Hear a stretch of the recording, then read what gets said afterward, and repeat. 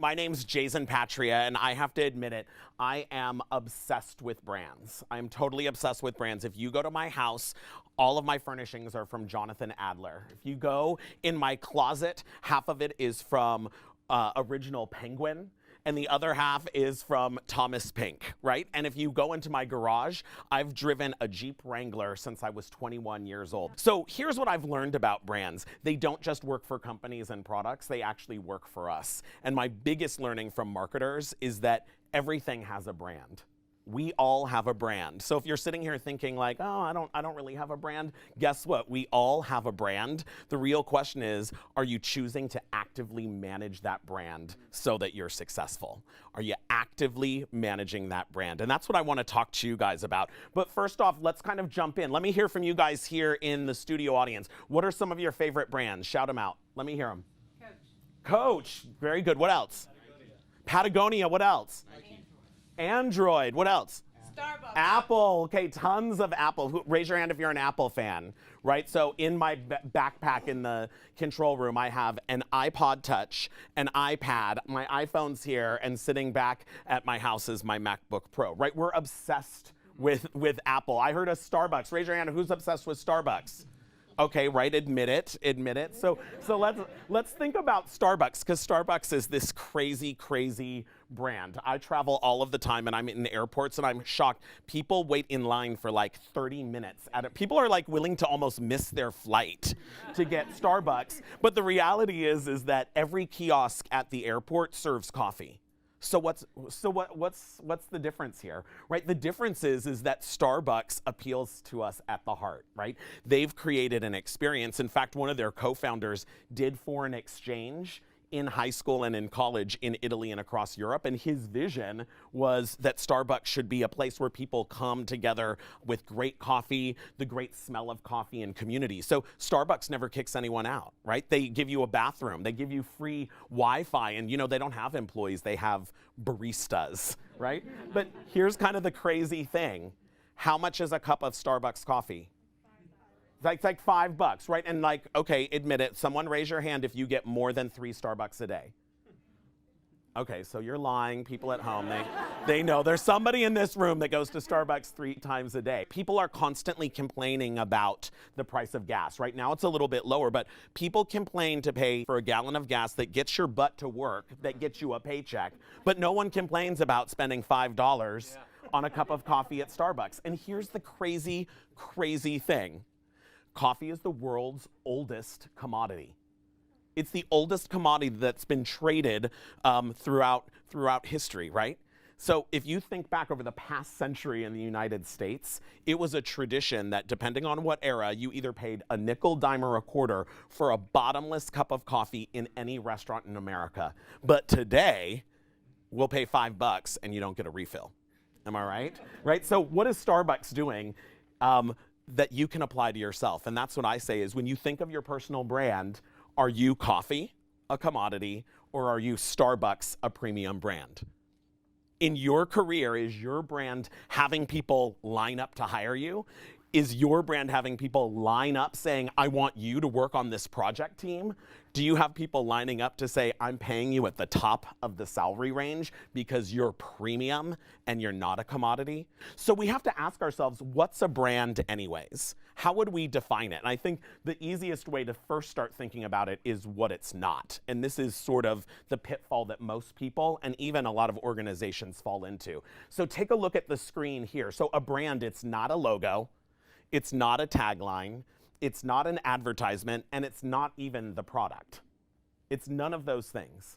Now, ideally, all of these things are informed by the brand, but in and of themselves, they're not the brand. So just going out and getting a new suit doesn't give you a new brand, right? Just writing an elevator pitch doesn't give you a new brand or changing your email signature, right? It's really, if you take a look up here, the sum of all of the experiences, all of the information, and all of the expectations that define an organization or offering for its target audience, right? It's the sum of all of those experiences. So we can turn that straight to us. In fact, if you look at that screen, its DNA. Sometimes people are like, is that a Scantron, right? I don't even think Scantrons exist anymore, right? But it's really, the brand should be the DNA that then informs what the look, feel, and experience is of your product, and that product is brand you. So let's take a look at Nike, right? What's Nike's product? Sneakers, activewear, right?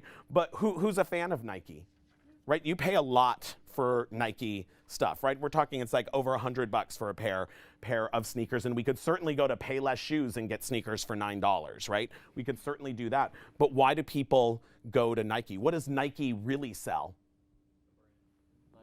Lifestyle. What else? Quality. What else? Experience. What else? What does Nike specifically sell? Performance. Athleticism, winning, overcoming obstacles, being able to do something you never thought you could do, right? That's what Nike really sells to us, and that's what resonates right here, and that's why we're willing to pay $150 for a pair of sneakers. Now, funny story, my husband runs an LGBT marketing and PR practice, so he helps brands reach the LGBT consumer. And for many years, he worked with Nike, specifically in women's fitness and reaching out to the LGBT community. And the AIDS Walk organization, right, nonprofit organizations would constantly come to him and say, like, you rep Nike, like, why is Nike not sponsoring the AIDS Walk? And my husband would be like, okay, there's no way, like, this is not their gig, they're not gonna do this. And finally he said, okay, you've pestered me enough. I have a cool lunch with them. I'll bring it up, but I'm just telling you it's going to be no. And he came back and he said to those AIDS Walk organizations, yeah, they said no. And here's why. Because they said to me over lunch, at Nike, we run, we don't walk. We run, we don't walk, right? Because for Nike, it wasn't that it wasn't a good cause. It was that it didn't stand for the same things that Nike really stood for, right? If it was the AIDS marathon, maybe they'd want to sign up, because a marathon is about performance and athleticism and overcoming obstacles and winning and personal best and all of that. And so here's kind of another big takeaway here is it's as important what you choose to do as what you choose not to do when it comes to your brand. Great brands realize that, going back to the definition, they need to super serve a target audience. We need to super serve a target audience. Now, great brands, anyone can consume them, but we're crystal clear who we serve. So think in your career, who is it that you are trying to super serve? Because your brand, just like Nike's, needs to be relevant there, because they're looking to super serve a college athlete as she makes her way on a scholarship and wants to be an NCAA champion, right? They are with an Olympian that's going to go and win that gold medal. And even if they don't, they're going to have done the best that they've ever done in their career. So the bottom line, it's truly all about expectations. If you take a look up here, here's just kind of 4 ways that you can look at it. Know what you stand for, define who you want to be, keep up your image, and promote yourself. So let's just take a look at these really quickly. In terms of knowing yourself, here's the big thing, like where we went to school, all of those certifications, all those certificates and diplomas, that's just your ticket to play. Like, a lot of people went to your school. A lot of people have like a certificate in coding or whatever. So ultimately, it's how you operate that's really going to set you apart and be brand you, right? How you operate. So what I want you guys to think to yourself is, great brands think of adjectives and words that describe them. So think for yourself, and at home, if you're watching on the web broadcast here, take out Post-its and write some down. Write those down, because those adjectives are what people view you as. You've got some great ones, and maybe you have some ones you don't like so much, right? I might write down fun, but I also might write down perfectionist, which I don't necessarily agree with, but sometimes I hear people on my team or my clients say that. That's your opportunity to say, here's the words. How do I dissect that? How do I go backwards and say, what is it that I do that makes people think that I'm a perfectionist? Okay, well, maybe when I sent all of these notes in an email to someone, that's how they thought that I was a perfectionist. So how can I alter that into something that I would prefer it to be, right? Well, maybe I can write something really friendly at the top. Maybe I could write, consider using, as opposed to just do this, right? So you can really look and understand all of the different ways that you can drive that. So then you want to define who you want to be from that. So think of those adjectives, right? I said fun, maybe I want to be innovative. Well, I'm going to say that's pretty much just coffee. So you've got to supersize those adjectives, right? They need to be really big because you know what? Those are just commodity words. You've got to supersize them and make them wow. Or maybe even better yet, you've got to make them a superhero. What's that superpower that makes it? So take a look. When I define for myself, these might be adjectives, but I'm going to supersize them because when I walk around, I think I'm a storyteller. You know what? I'm Hollywood. I'm a showman. I'm a first mover. I'm a super connector, right? Those are words that say I'm more Starbucks than I am coffee. And you can do that as well. Now, here's the big thing. Think about that. Once you've got these words, you can create a whole mission, right? At Walmart, Walmart's a great brand. They're the largest retailer. They know exactly what their mission is. Their mission is to give you the cheapest price that you will find anywhere in the United States. And they stay core to that. So what do I think for myself? I work in human resources. I walk around and tell myself all day long, I'm the non-HR HR guy. I'm the cool HR guy. So if you think HR is the DMV, I'm not that. That's what I think all day long, right? So you can create your own notion of what that is. And then ultimately, you've got to go and keep up your image, right? So once you've defined that, keep up your image and create the packaging. So here's just a fun thing. #1 food show on cable. What network's it on? Take that wild guess. Top Chef. And it's Bravo. I heard Food Network. What's the problem with that? Bravo is not a food channel.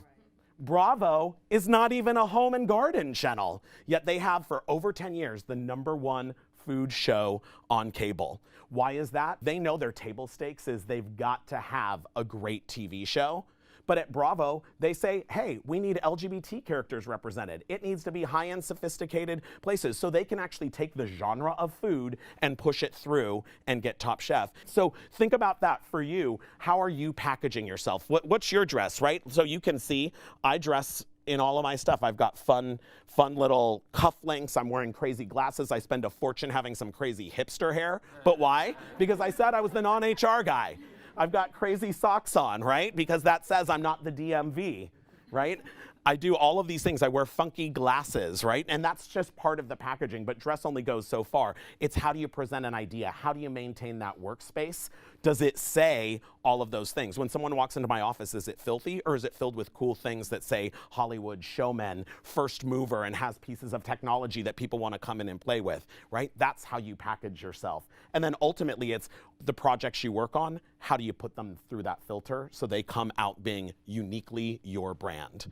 I want every project I work on to say that was uniquely Jayzen Patria.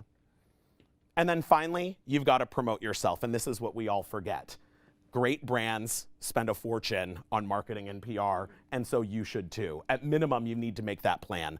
Your version of advertising, what do you say about yourself? Every time you're on that conference call and you're like, hi, it's Jayzen from Los Angeles. Is that the way that you want to show up? Is that marketing your brand, right? Would Coke and McDonald's and Coach ever say something like that? And no, you control that message. Think about your advertising is happening all of the time. Think about that endorsement. Who endorses you? Who is talking about you and connecting you to other people because your brand seems like a match for that project or that initiative that they're working on. And finally, the hardest one, it's that word of mouth. It's what people say about you when you're not in the room. It's what people say about you who've never even met you. And the only way you can control that is by showing up and being on brand all of the time. So here's my final challenge to you guys. Are you gonna be a commodity of coffee? Or are you guys gonna be a premium Comcast NBC Universal employee that we think of as Starbucks? Thank you guys so much. Have a great day.